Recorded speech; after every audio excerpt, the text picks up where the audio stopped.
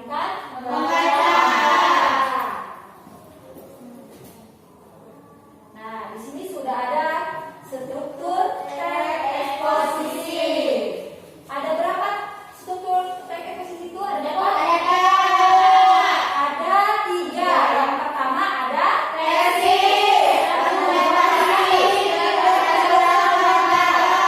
ya, jadi yang ada 3 ya. Yang pertama tesis, yang kedua argumentasi, dan yang ketiga adalah penegasan ulang pendapat ya. Itu yang masuk dengan struktur teks eksposisi. Ada yang tahu tesis itu apa? Yuk. Tesis atau pernyataan pendapat juga bisa disebut sebagai pernyataan umum. Ya, tesis adalah pernyataan sebagai pernyataan umum. Tesis. Yang kedua ada argumentasi. Yuk, siapa yang tahu?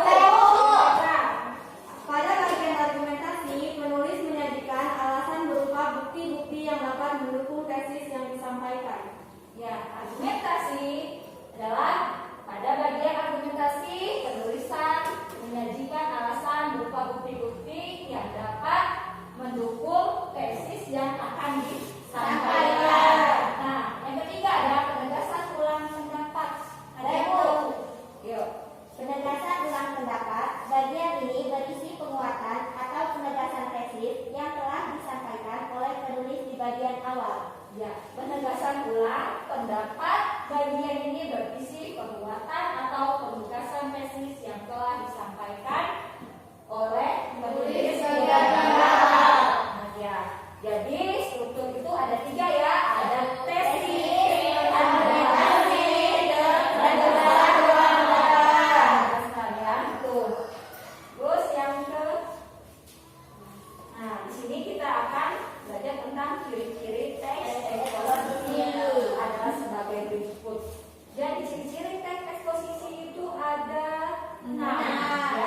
Ada 6. Ada yang tahu apa saja? Yang pertama Menjelaskan informasi yang bersifat fakta dan ilmiah.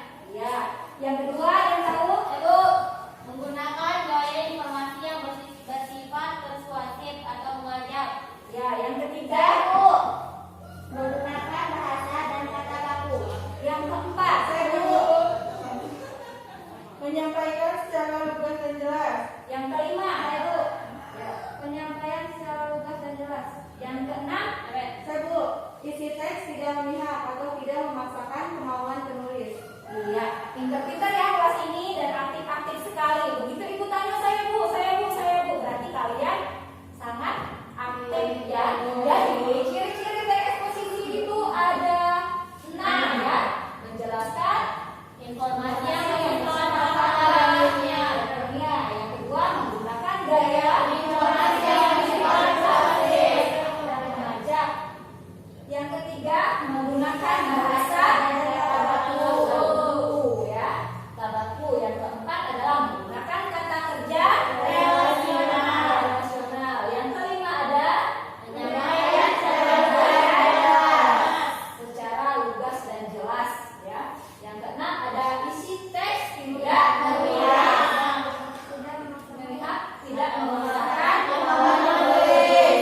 penulis. Jadi di situ sudah ada ciri-ciri teks eksposisi. Gimana? Sudah jelas? Ditanyakan? Pintar-pintar ya. Jadi kita sudah mempelajari tentang teks eksposisi.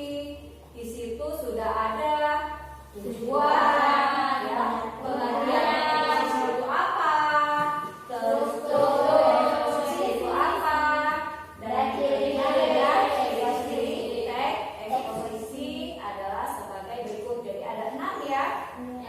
Ya. Sekarang kita ibu akan memberikan kalian tugas ya, tugas kelompok minimal 4 sampai 5 orang, kalau enggak 3 sampai 4 orang ya. Kalian bergabung ke kelompok masing-masing. Ya, ibu akan memberikan sebuah teks.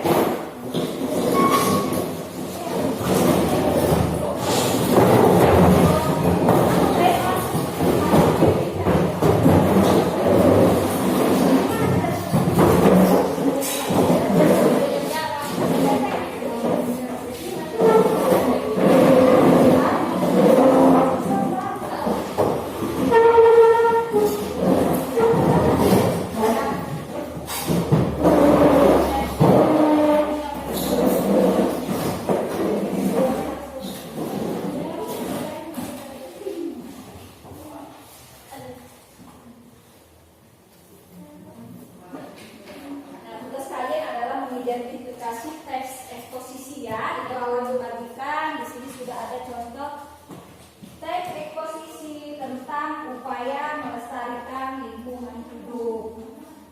Ya,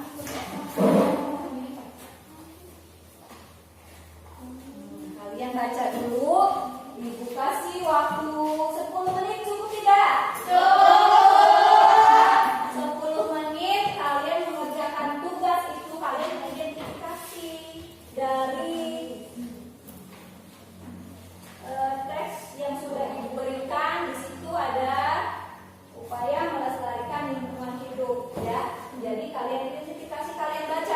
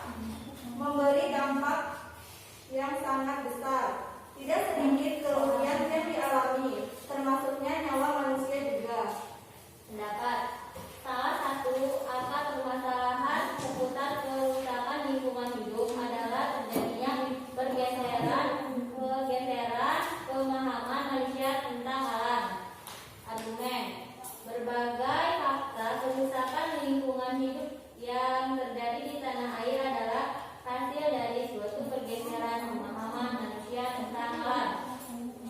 Cara pandangan tersebut menghasilkan tindakan yang salah dan membahayakan. Misalnya, konsep tentang alam sebagai objek. Konsep ini memberi identifikasi bahwa manusia cenderung menguntungkan mempergunakan alam seenaknya. Tindakan dan perilaku manusia dalam mengeksplorasi alam tersebut terjadi tanpa pada disertai suatu pertanggungjawaban bahwa alam perlu dijaga keutuhan dan kelestariannya. Pertama, usaha manusia untuk menghindarkan diri dari lingkungan hidup hendaknya bukan dipahami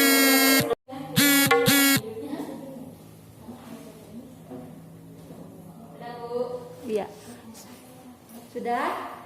Sudah. Kelompok 1 ya? Ya, Bu. Bagus sekali ya. Untuk kelompok 1 kita kasih apa dulu ya? Untuk kelompok 1 menurut Ibu sudah bagus sekali ya. Silakan. Dilanjutkan dengan kelompok berikutnya. Yuk, kelompok berikutnya siapa yang kita presentasi ke depan?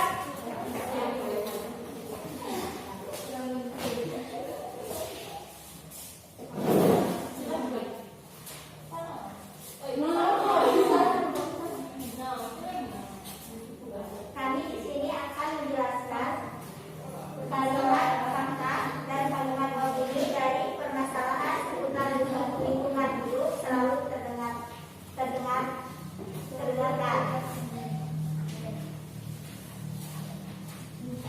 Kalimat faktanya, sebagai contoh, setiap tahun di negara kita diperkirakan terjadi penerbangan hutan seluas. Hal ini juga diikuti oleh punahnya flora dan fauna langka. Kalimat opini yang pertama, dari hal itu dapat dibayangkan betapa besar kerusakan alam yang terjadi karena jumlah populasi yang besar, konsumsi sumber daya alam, dan polusi yang meningkat. Sedangkan teknologi saat ini belum dapat menyelesaikan permasalahan antara tersebut. Yang kedua, para ahli menyimpulkan bahwa asalnya tersebut disebabkan oleh praktik pembangunan yang tidak memeliharakan kelestarian alam atau disebut pembangunan yang tidak dapat berkelanjutan. Kalimat opini yang kedua, seharusnya konsep pembangunan adalah memenuhi kebutuhan manusia saat ini dengan mempertimbangkan kebutuhan generasi mendatang dalam memenuhi kebutuhannya. Yang ketiga, pada tahun 2005 sampai tahun 2006 tercatat terjadi 330 bencana banjir, 69 bencana tanah longsor, 7 bencana alam